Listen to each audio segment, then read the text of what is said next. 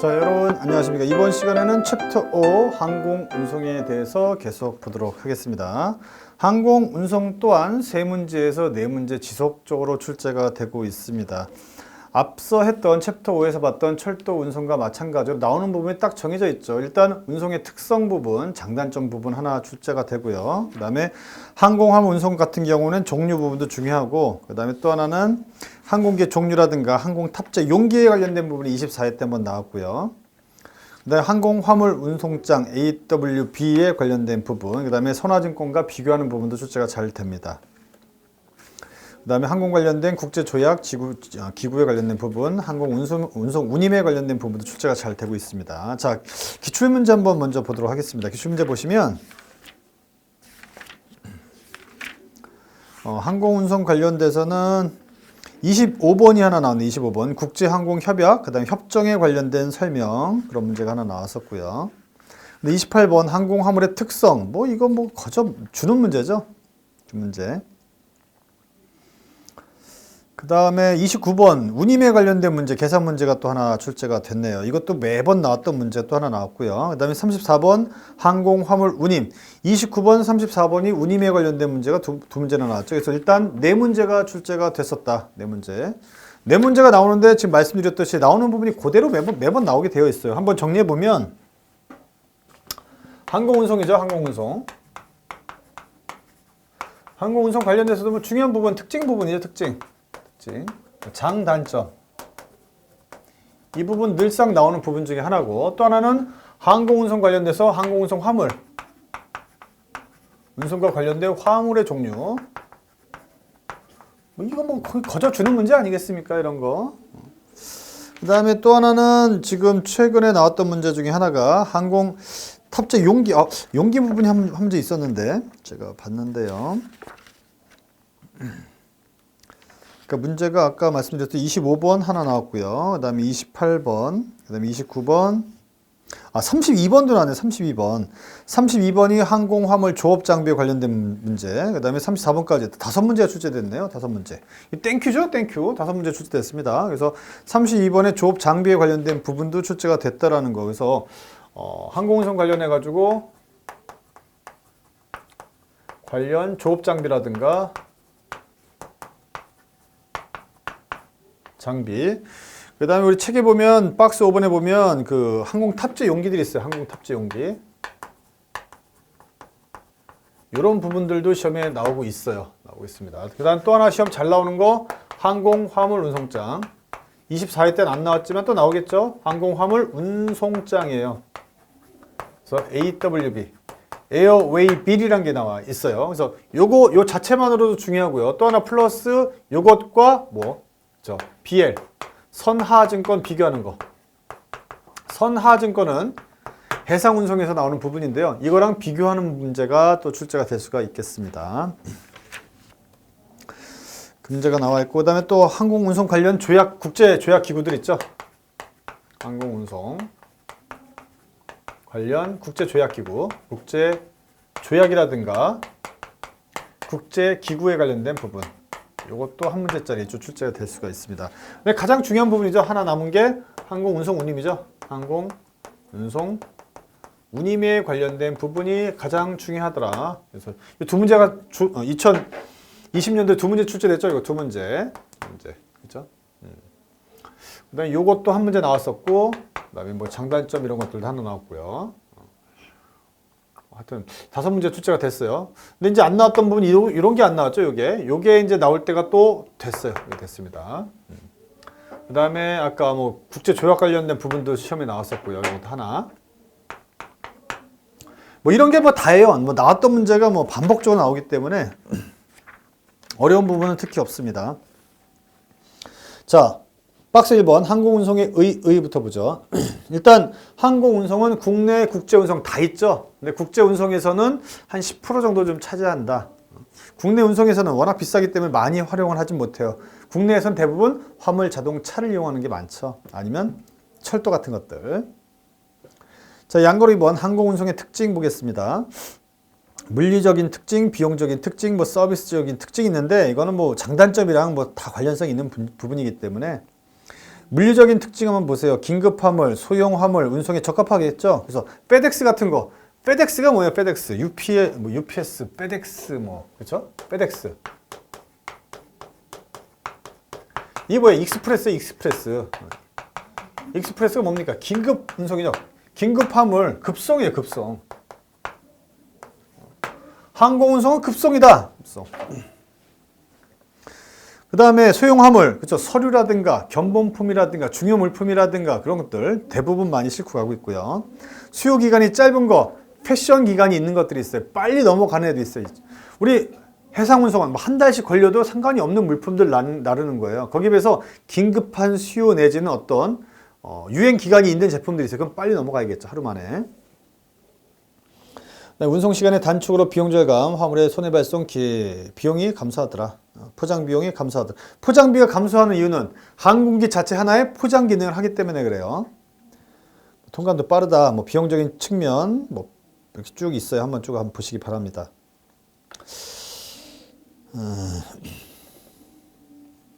이렇게 쭉 돼 있으니까 보시고요. 그 다음에 125페이지 보면 양가로 3번 항공운송의 장단점 있습니다. 장단점. 장점. 소경량의 고가 화물 위주로 한다라는 거죠. 고가 화물. 밸류에이션 차지를 이렇게 해서 나중에 보면 운임에 가면 이런 게 있어요. 밸류에이션.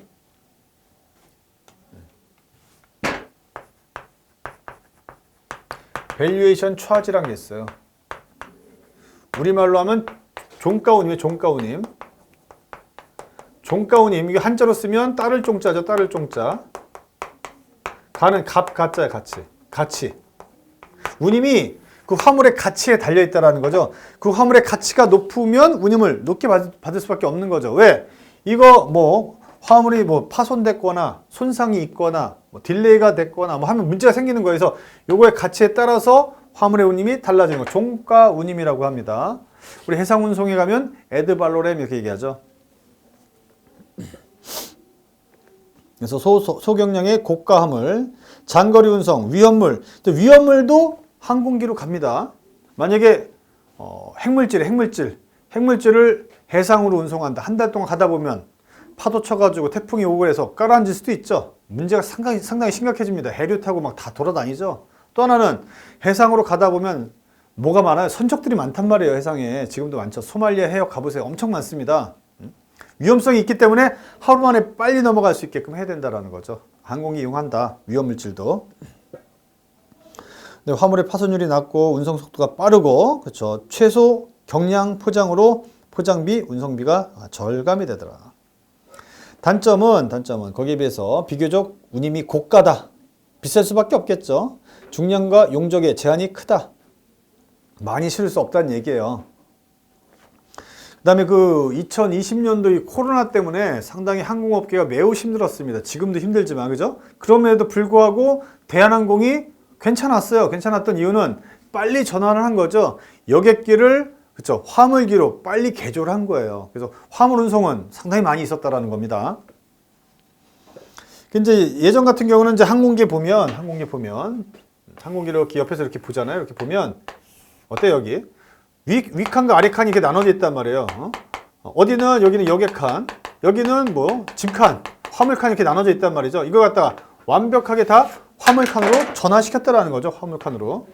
그래서 매출액을 많이 올렸다. 중량과 용적의 제한이 크기 때문에 최대한, 그쵸, 화물을 많이 실을 수 있도록 용적을 늘렸다라는 거죠. 그 다음에 단점 중에 하나가 기후의 영향을 매우 심각하게 받는 거죠. 눈 많이 와도 안 돼, 비 많이 와도 안 돼, 그쵸? 태풍이 오면 끝나는 거죠. 끝장나는 겁니다. 그 다음에 육상 연계 운송이 반드시 필요하고요. 도어투도어가 안 된다라는 거죠. 근데 화물의 수치가 불편하고 공항에서 문정까지 집배송이 필요하다. 그 다음에 운송의 편도성, 일방성이 대부분이다. 한번 갔다가 다시 그쵸? 똑같은 사람이 오는 경우들이 없죠. 가서 내리고 나면 이 사람들 다 나중에 또 다른 거 타고 이렇게 오는 거죠. 그 부분 보시면 되겠고요. 그 다음에 박스 2번 항공운송 화물의 종류 이렇게 되어 있는데 시험이 상당히 많이 나왔어요. 긴급을 요하는 고가의 화물, 종가 운임, 아까 말씀드렸습니다. 밸류에이션 차지. 그러니까 항공기로 뭐가 와요? 피카소 그림 같은 거 온단 말이에요. 요만한 거 하나가 몇십억, 몇백억 한단 말이에요. 그거는 배로 올 수가 없어요. 배로. 침몰하면 끝장나는 거죠. 두 번째, 안전성, 확실성이 요구되는 위험물. 아까도 말씀드렸지만 방사능 물질 같은 거 비행기로 온단 말이에요. 세 번째, 납기가 임박한 화물, 계절, 유행 상품, 패션 기간이 있는 것들이죠. 투기 상품 등 긴급 수요 품목들. 4번, 장기간 운송 시 가치가 상실될 우려가 있는 품목. 5번, 해상 또는 육상 운송 등 다른 운송수단의 이용 불가능으로 인해서 운송되는 품목. 그러니까 해상이라든가 육상으로 안 되는 애들도 있어요. 그 아프리카에서, 그쵸? 코끼리 한 마리 데리고 와야 되는데, 아니면 범고래 큰 한 마리 가져와야 되는데, 선박으로 오게 되면 뭐 한 달씩 걸린단 말이에요. 뭐 적어도 보름, 2주, 3주 막 걸리니까 오는 동안에 코끼리가 설사하고 막 배탈 나서 죽을 수도 있다라는 거죠. 엄청 비싼데. 그래서 그런 것들 어떻게 전세기 편으로 한 대로 오는 거예요. 한 대로. 빨리 와야 되는 거죠. 그래서 생동물 같은 경우는 대부분, 그렇죠, 우리 항공기로 운송하는 경우가 많습니다.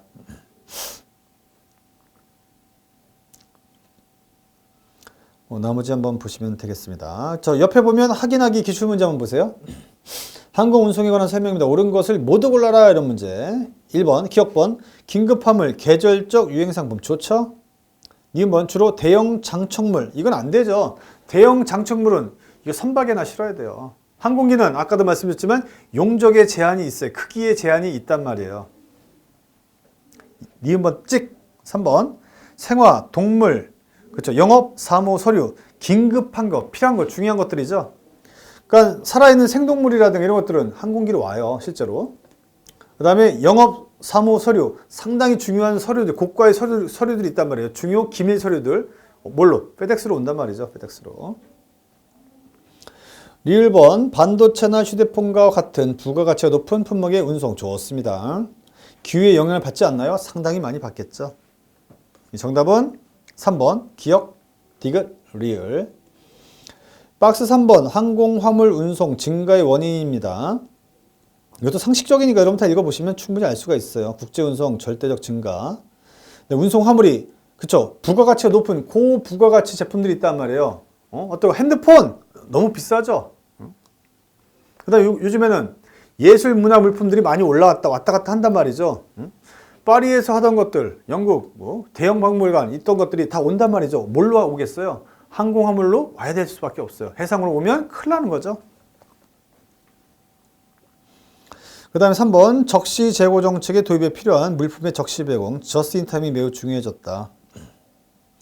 네, 4번 항공기가 대형화됨으로 인해서 적재량이 증가하고 운임이 예전보다는 상대적으로 조금 인하된 거죠. 아주 많이 싼 건 아니에요. 상대적으로 예전보다는 인하됐다라는 거죠. 7번 생산시설의 국제적 이전에 의한 국제 분업이 가속화되고 있다. 됐습니다. 4번 항공 운송 사고의 유형인데, 유형도 뭐 가끔씩 나와요. 손상, 데미지라고 그러죠. 데미지. 화물이 파손되거나 부패되거나 뭐 이런 것도. 그래서 그 중에 하나는 모탈리티. 모탈리티는 죽었다라는 거예요. 죽었다라는 거. 수송 중 동물이 폐사됐거나 식물이 고사된 상태. 스포일링. 스포일링은 뭐 흘러나갔다라는 거죠. 유출됐다라는 거예요. 내용물이 부패되거나 변질되어 상품 가치를 잃는 경우. 우리 영화 같은 거 뭐 스포일 됐다고 그러죠.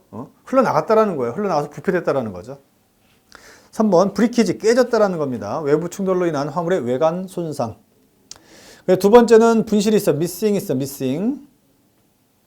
세 번째는 화물 지연. 가장 많은 게 3번이겠죠. 화물 지연이 많아요. 그래서 오프로디드라는 게 있고, 숄트 랜디드, 숄트 쉬프트, 그 다음에 크로스 라벨드, 그 다음에 오버캐리드, 미스커넥티드 해가지고 여러 가지가 있습니다. 오프로디드, 출발지나 경유지에서 항공기의 스페이스 부족으로 의도적 또는 실수로 하역한 경우. 숄트 랜디지, 숄트, 이거 부족하다는 거죠. 적재가 적게 된 경우. 숄트 시프트, 적하 목록엔 기재됐지만 탑재가 안 되는 경우. 크로스 라벨, 실수로 레이블, 라벨이 잘못 붙여진 거죠. 네, 오버캐리드,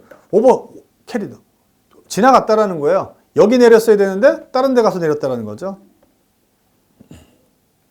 그래서 오버캐리드 보면 예정된 목적지 또는 경유지가 아닌 곳으로 수송되었거나 발송 준비가 되지 않은 상태에서 화물이 실수로 발송된 경우 등등 보시면 되겠습니다. 이 정도.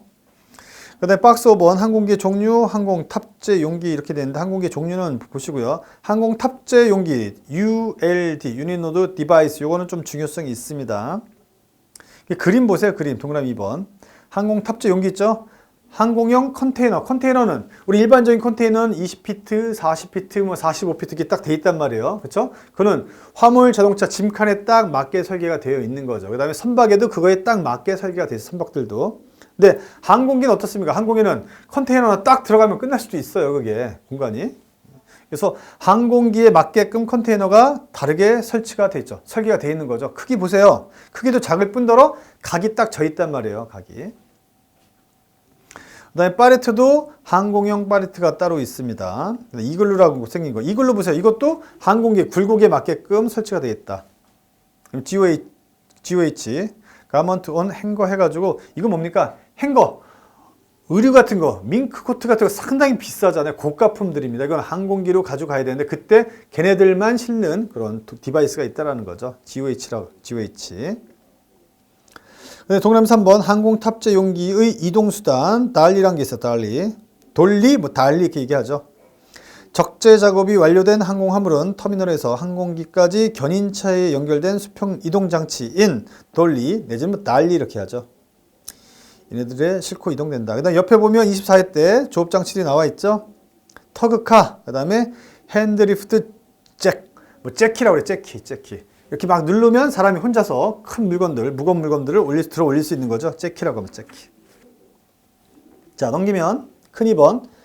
항공 화물의 수출입 절차인데 예전에는 뭐 가끔씩 나왔는데 최근에 그렇게 잘 나오진 않아요. 수출 통관 절차, 수입 통관 절차 이런 것들이 있는데 요거는 어디서 중요합니까? 이거는 국제 운송에서 아주 중요하죠. 국제 물류에서는 잘 나오는 부분이니까 그때 한번 체크해서 한번 같이 한번 보시기 바라고요. 옆에 보면 항공 화물 운송장을 보도록 하겠습니다. AWB는 좀 중요해요. 그 다음에 얘랑 BL이랑 비교하는 것도 좀 중요성이 있고요. 그래서 AWB.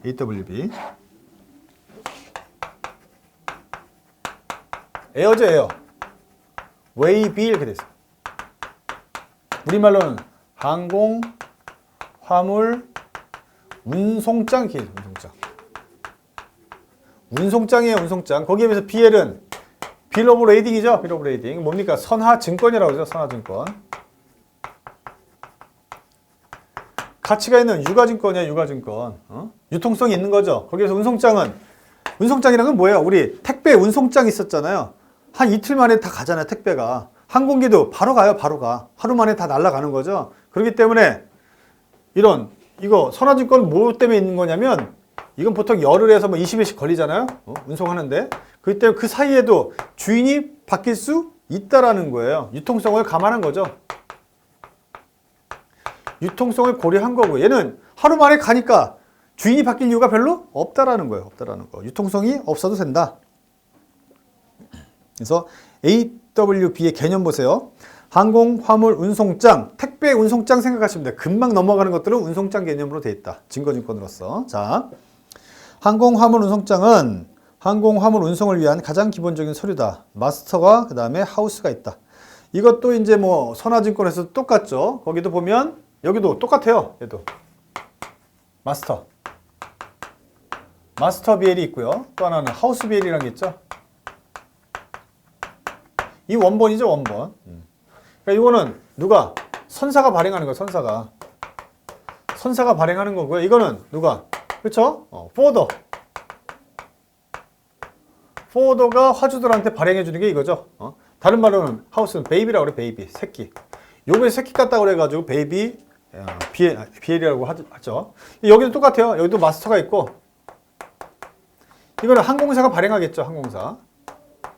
그 다음에 또 하나는, 그렇죠, 지금 했던 하우스 에어 웨이빌이 있단 말이죠. 이건 누가? 이것도 포워더가 하겠죠, 포워더들이 발행을 하겠죠. 자, 보면 마스터 에어 웨이빌 항공사가 발행한다. 그 다음에 하우스 에어 웨이빌 혼재업자가 누구예요? 얘죠. 혼재업자. 얘는 혼재업자이자 뭐 중개업자죠. 주선업자. 포워더. 동그라미 2번 AWB의 기능키 나와 있죠. 선화증권과 달리 비유가증권, 유가증권 가치가 없다라는 거죠. 그다음에 수취식, 김영식 이름이 써 있어요. 이름 써 있는 애한테 갖다 줘야 된다는 얘기고요. 비유통성, 전매되지 않는 것, 거래되지 않는다라는 거죠. 니은번 송화인과 운송인 사이에 화물의 운송계약이 체결되었음을 나타내는 증거 서류다. 그 다음에 AWP는 원본 3장, 그 다음에 부본 나머지로 구성되어 있는 것이죠. 원본은 1번, 2번, 3번은 원본, 4번부터 10번까지는 부본이에요, 부본. 원본 3가지 색깔도 있어요. 녹색, 적색, 청색. 그래서 녹발이 녹발. 녹색은 발행 항공 사용, 적색은 적수, 수하인용, 청은 청송이죠, 청송. 송하인용, 물건 보낸 사람. 양가로 2번 항공 운송장의 표준화하게 되어 있습니다. 그래서 동그라미 1번 아이아타에서 세부적으로 규정하고 있다. 항공사가 의무적으로 사용해야 된다. 2번 운임, 운송 조건, 취급 방식, 그 다음에 사고 처리, 기타 면에서 가능한 한 표준화한다. 3번 1929년 바르샤바 조약 내지는 바르샤바 아니면 와르소 이렇게 와르소 똑같아요. 바르샤바 옆에 보시면 와르소라고 되죠. 와르소. 와르소를 갖다가 영어식 표현으로 바르샤바라고 그러죠. 바르샤바. 자, 넘기면 양가로 3번 별표 치십니다. AWB, BL의 비교입니다. 얘는 운송장이고 하나는 운송장, 하나는 뭐야? 선화증권이죠. 증거 서류예요. 증거 서류. 증권, 유가증권으로서 성격을 가지고 있단 말이에요. 가치가 있는 것이죠. 그래서 AWB는 유가증권이 아니다. 단순한 화물 수취증에 불과하다. 거기에 비해서 BL은 증거 서류이자 동시에 유가증권, 가치가 있는 증권이라는 거죠. 그 다음에 항공은 AWB는 항공, 그 다음에 BL은 해상, 그 다음에 AWB는 비유통성, non-negotiable이라고 그러죠. 거래되지 않는다라는 거. 이름 써져 있는 애한테 직접 갖다 줘야 돼. 그래서 수취식. 거기에 비해서 선화증권은 유통성이 있고요. 선적식이다. 그래서 본선 적재 후 발행한다. 나머지 보시면 돼요. 그 다음에 AWP는 맨 밑에 보면 김영식, 이름 써져 있는 한테 갖다 주는 거고요. 그 다음에 얘는 지시식이다. BL은 지시하는, BL에 지시된 애한테만 갖다 주면 돼요. 네, 양가로 4번 화물운송 대리점 주선업은 뭐예요? 포워더죠. 포워더. 비교하는 것들도 20회 때 출제가 된 바 있으니 한번 같이 한번 봐주시는데, 운송 대리점은 마스터를 쓰고요. 그 다음에 항공 운송 주선업자, 아까도 말씀드렸지만 주선업자는 뭐예요? 이거 혼재업자, 주선업자, 포워더 다 똑같죠. 하우스, 에어, 웨이, 비를 쓴다라는 거죠. 다른 말로는 하우스, 베이비요, 베이비. 새끼를 깠다라는 걸 누가? 여기서 나왔다라는 거예요. 여기서 파생됐다라는 거예요. 양가로 5번 화물 운송 대리점의 업무, 양가로 4번과 양가로 4번, 5번과 묶어서 보시면 돼요. 이것도 가끔씩 출제가 됐어요. 20회 때 한 번, 22회 때 나왔으니 중요하겠죠. 중요합니다. 그 다음에 큰 3번 보면 항공운송 관련 국제조약 기구가 나와 있는데, 와르소 조약, 바르샤바 1929년, 헤이즈 의정서, 그 다음에 몬트리올 협정 이런 것들이 있습니다. 각각의 내용들이 있는데 이 부분은 여기서도 나올 수 있는데 빈도수로 본다면 여기보다는 국제물류에서 훨씬 더 많이 나오죠. 한 8대2 정도 아니면 9대1 정도로 물류관리론, 국제물류론에서 훨씬 더 많이 나오죠. 국제물류론에서. 예전에는 이제 화물운송론이 국제물류론까지 문제를 다 냈을 때, 50문제 나왔을 때는 화물운송론에서 다 나왔죠. 근데 그 이후에 11회부터 분리되면서 국제물류론에서 더 많이 나와요. 물론 그렇다고 화물운송론에서 안 나오는 건 아니다. 나오긴 나온다. 바르샤바 헤이즈 의정서, 그다음에 몬트리올 협정 여러분들 한번 쭉 봐주시고, 그다음에 옆에 보면 더 알고 가기 국제 항공 협약 있잖아요. 24회 때 나왔어요. 이거 나왔으니까 안 나오는 건 아니란 얘기죠. 그 다음에 양가로 2번 보시면 국제조약관 이의신청 기간이 있는데 요거는 한 번쯤 또 나올 수 있습니다. 9회 때 15회 때 나오는데 그 이후에 또 한 번 나왔어요. 또 한 번. 근데 이 부분은 바르샤바 조약 헤이즈 의정서기 때문에 이것도 똑같아요. 위에 있는 거랑 똑같죠. 양가로 1번이랑 이것도 국제물류론에 더 중요할 수 있지만 여기서도 7일, 14일, 14일, 21일 요거는 꼭 알아두셔라. 손해배상액 보시면 10회 이렇게 나왔죠. 9회 10회 나왔다라는 거, 이거는 화물운송론에서 국제물류론을 예전에 다 내던 시절 얘기다. 그다음에 박스 2번 국제항공기구, 그다음에 유관국제기구에서 아이아타 이렇게 되어 있습니다. 인터내셔널 에어 트랜스포트, 그다음에 어소시에이션, 국제 간의 운임, 운항, 정비, 정산 업무 등 상업적, 기술적 활동을 수행하는 것을 목적으로 설립됐다. 세계 각국의 민간 항공사 단체가 모여서 결성되었으며 본부는 캐나다 몬트리올에 있다. 운임 등에 대해서 협정을 하고요. 2년 이상 결정되면 구속력을 갖는다. 이카오가 있죠. 이카오.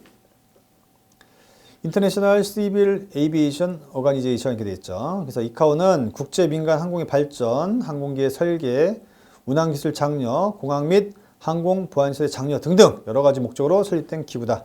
그다음 옆에 보면 더 알고 가기에 이카오의 주요 업무가 있는데 이것도 시험에 나올 수 있습니다. 체크. 항공의 표준화. 다음 중 이카오의 주요 업무가 아닌 것으로 나올 수 있겠죠. 항공운송 관련 국제협정, 네, 항공운임료 규제, 특정 항공운항 서비스에 대한 공동재정 지원, 법률적인 문제, 그다음에 제반 문제를 검토하고 권고사항을 위반한다 등등 여러 가지가 있습니다. 자, 이제 남은 것 중에 제일 중요한 게 이제 운임이죠. 운임은 일단 별표예요, 별표. 별표. 2020년도 24회 때도 두 문제가 출제가 됐단 말이에요. 이게 여러 가지 형태로 출제가 되고 있어요. 우리가 기본적으로 알고 있는 거 이외에도 실무적인 것까지 기출문제가 계산 문제로 나왔어요. 그런 거 나오면 상당히 어렵죠. 그럴 때는. 그래서 제가 그걸 실어놨어요. 그 뒤에 보면 항공기 운임 계산해가지고 기출문제 22회 때 기출문제를 제가 하나 실어놨습니다. 이거는 실무적인 문제죠. 근데 실제로 시험에 나왔어요. 자, 1번 항공운임요율의 종류 쭉 나와 있습니다. 그래서 10회, 11, 14, 15, 19, 22, 23, 24 다 계속 나왔습니다. 그래서 일단 크게 대분류는 운임은 세 가지다. 세 가지. GCR, 그 다음에 SCR, CCR 세 가지다. 세 가지. 일단 항공운임은 세 가지. 운임 체계로 보면 세 가지다. 일단 크게. GCR. 제너럴이죠? 일반이에요, 일반. 그래서 일반 화물 요율이라. 제너럴, 일반 화물 요율. 이런 놈이 하나 있고, 또 하나 SCR이라, SCR. 이거 뭐예요? 스페시픽. 특정 품목 할인 요율. 특정 품목 할인 요율. 중요한 단어가 하나 있죠? 할인이라는 거. 얘는 할증은 없어요. 할인만 있는 거예요. 특정 품목을 갖다 반복적으로 운송하는 경우에는 까주겠다라는 거죠. 그 다음에 뭐 있어요? CCR 있죠?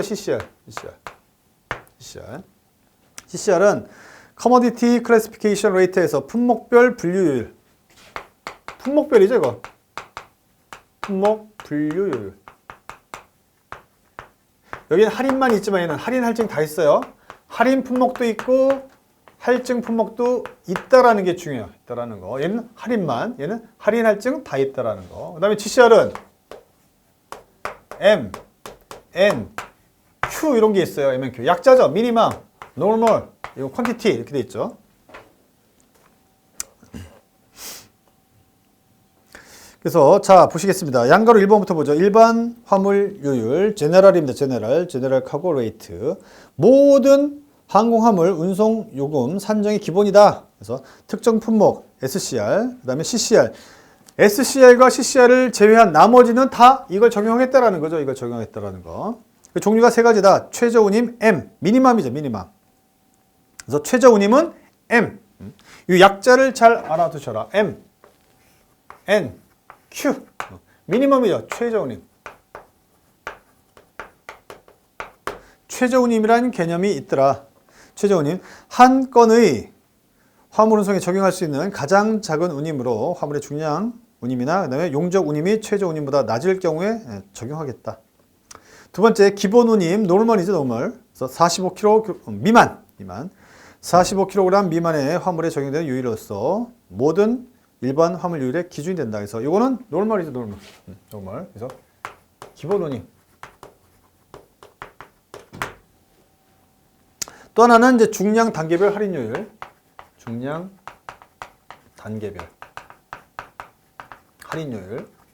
여기 45kg, 뭐 100kg만 이렇게 쭉 나오죠. 그래서 이거는 Q다, Q. 항공 요율은 중량이 높아짐에 따라서 킬로그램당 요율은 낮아지도록 설정되어 있다. 45kg 이상인 경우, 이하인 경우. 그 다음에 뭐 25% 낮게 설정된다 이렇게 되어 있죠. 그래서 옆에 보면 예제 보기에 기출문제가 있어요. 항공운송, 운임에 대한 설명 틀린 것은 해서 최저 운임은 M이죠. M, 미니멈. 이거 N은 노멀이죠. 기본 운임이다. 그 다음에 양가로 2번 특정 품목 할인율 specific commodity rate 해가지고 이건 할인입니다. 특정 구간에 특정 품목이 계속적으로 반복해서 운송되는 경우에는 유율을 까주겠다, 낮춰주겠다. 양가로 3번 품목 분류 유효율 CCR이라는 게 있습니다. commodity classification rate. 그래서 요거는 동그라미 2번에 보세요. 2번. CCR은 GCR에 우선해서 적용됩니다. CCR은 일반 화물 요율보다 우선하는 거죠. 그러니까 이거에 속하지 아니하면 나머지는 다 이거죠. 그러니까 얘네들이 우선적으로 적용된다라는 거예요. 할인 품목이 있고 할증 품목이 있어요. 할인, 수송 빈도가 잦은 품목, 신문이라든가 잡지라든가 전기 간행물, 책, 카탈로그, 점자책, 비동반, 수화물 이런 것들. 할증은 생동물, 귀중화물, 밸류에이션이죠. 시체. 그러니까 요 항공기로는요, 시체나 유골이라 이런 것들도 가죠. 빨리 가야 되니까 자동차 이런 것들은 할증 품목이다. 그 다음에 넘기면 기타의 항공 운임에서 종가 운임, 밸류에이션 차지, 고가품, 근데 용적 운임이라는 게 있어요. 그래서 우리 나중에 이제 좀 봐야 되는데 운임을 매길 때 기본적으로 이런 걸 적용해요. 레베뉴라고 하는데, 그러니까 맥스죠, 맥스. 일반적으로 이제 그 중량 곱하기 중량별 운임률이 있겠죠, 운임률. 운임이 있어요. 중량당 운임이 있겠죠. 이렇게 하면 총 운임이 결정이 돼요. 이걸 하기 위해서는 중량을 결정을 해야 되는데 이 중량을 어떻게 결정을 하느냐? 맥스 한다면 맥스. 실제 중량이 있겠죠. 실제 중량. 근데 비교를 한단 말이에요. 부피 중량이랑. 부피 중량을 다른 말로는 용적이라고, 용적. 부피죠, 부피. 요거랑 비교해서 큰 놈으로 요거를 결정하겠다라는 거예요. 결정하겠다. 실제 중량이 만약에 20kg. 근데 부피가 더 클 수도 있다는 거죠. 이거 가로, 세로, 높이. 얘는 다 센티미터 단위죠. 나누기 6,000 세제곱 센티 이렇게 나눠줘요. 그러면 CBM이라는 단어가 나와요. CBM. 요거는 킬로그램과 똑같은 거죠. 했더니 25가 나왔어요. 25 CBM이 나왔습니다. 그럼 이거는 같은 말로 하면 25kg인 거죠. 어떤 거예요? 맥스니까 둘 중에 큰 거. 이걸로 하겠다라는 거죠. 이걸로. 이게 바로 용적에 관련된 부분이에요. 여기서 항공 운임의 계산 24회 때도 출제가 됐습니다. 6,000 나누기 가로, 세로, 높이 이렇게 되어 있다. 그 다음에 옆에 아이아타 규정도 있는데 한번 보시고요. 그 다음에 예제 보기가 22회 때 나왔는데 이 문제 이렇게 나왔을 때 상당히 사람들이 잘 못 풀었어요. 이게 실무적인 거죠, 이거? 450kg의 화물을 미국 시카고까지 운송하려고 합니다. 이때 부과되는 운임은 얼마입니까? 되겠어요. 그러니까 450kg에 실제로 가는 건 450kg죠. 실제 중량은 450이에요. 450. 이렇게 되어 있습니다. 봤더니 운임 요율이 주어진 거죠. 이게 주어진 거예요. 이게 주어졌는데 500kg 미만인 경우에는 얼마냐면 4,000원. 킬로그램당. 그 다음에 500kg 이상인 경우에는 얼마냐면 3,500원 기대. 3,500원. 어떤 걸 적용해야 되냐 이거죠? 어떤 걸. 450kg의 화물을 송부하려고 합니다. 이때 부과되는 건 얼마냐 이렇게 돼 있죠. 얼마냐. 450kg니까 일단 500kg 미만이잖아요. 미만 요율이랑 비교하는 거죠. 비교하는 거예요. 그래서 이 문제가 실무적인 문제이기 때문에 상당히 어려웠습니다. 이게. 그래서 비교하는 거죠. 비교. 이것도 맥스예요. 맥스인데 비교하는 거죠. 일단 이거는 무조건 들어가야 되는 거 아니겠습니까? 실제 중량이 450이니까. 그래서 실제 중량 관련해가지고 450kg 곱하기 4,000원. 요거 하면 얼마가 나옵니까? 180만 원이 나는데 180만 원. 180만 원. 그 다음에 이거랑 비교한다라는 거죠. 이건 실무적으로 좀 작은 걸로 하네요. 작은 거. 미니멈이네 이건. 저도 헷갈립니다. 이거. 미니멈. 그래서 500kg 이상인 운임 요율을 할 때 3,500원인데 그러니까 450kg이지만 이게 500kg이 안 되지만 운임이 더 쌀 수도 있다라는 거죠. 그때는 근데 500kg 같이 적용을 하나 봐요. 실무적으로. 일단 3,500원.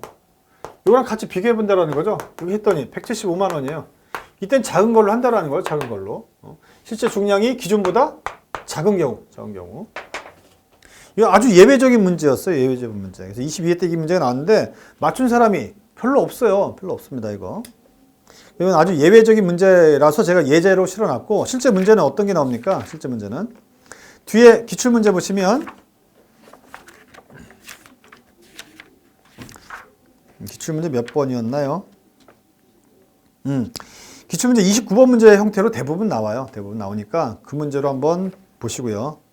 그 다음에 지금 여기 뒤에 보면 기출문제, 실력문제도 그런 문제가 몇 문제 나와 있어요. 그래서 22번 문제도 나와 있으니 한번 그걸 갖다가 보시고, 지금 여기 예제 문제는 상당히 예외적인 문제다. 다시는 아마 나오긴 힘들 거고, 나와도 이거랑 똑같이 나오겠죠. 거의 유사한 형태로 숫자만 바꿔서 나올 거기 때문에 이 정도로 보시면 충분할 것 같습니다. 우리가 기본적으로 계산할 때는 뭘 이용한다? 이걸 이용한다라는 거죠.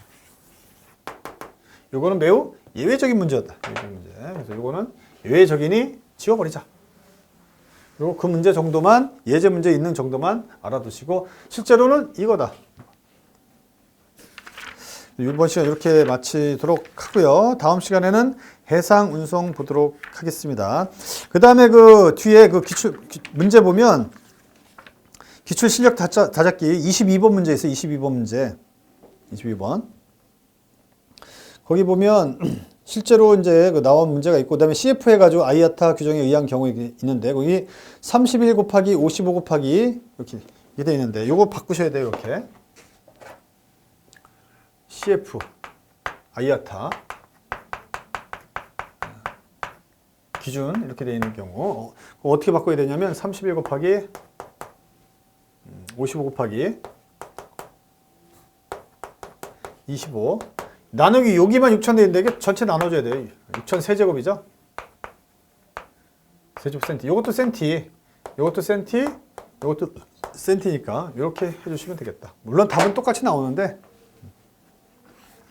그 정도 하시면 되겠습니다. 자, 이번 시간 여기까지 해서 마치도록 하고요. 항공운송 보통 한 3개에서 4개 정도, 지난 시험에는 5문제까지 출제됐죠. 여러분들 공부 많이 하셔서 다 맞을 수가 있습니다. 어렵지가 않아요. 물론 때에 따라서 예외적인 문제가 나오지만 그거는 누구나 다 풀기 어려운 문제가 될 수가 있겠습니다. 우리는 평범하게 항상 나오는 문제를 다 정확하게 틀리지 않고 맞히는 게 중요하다는 말씀 드리면서 이번 시간 마무리하도록 하겠습니다. 여러분 이번 시간 수고 많으셨습니다. 감사합니다.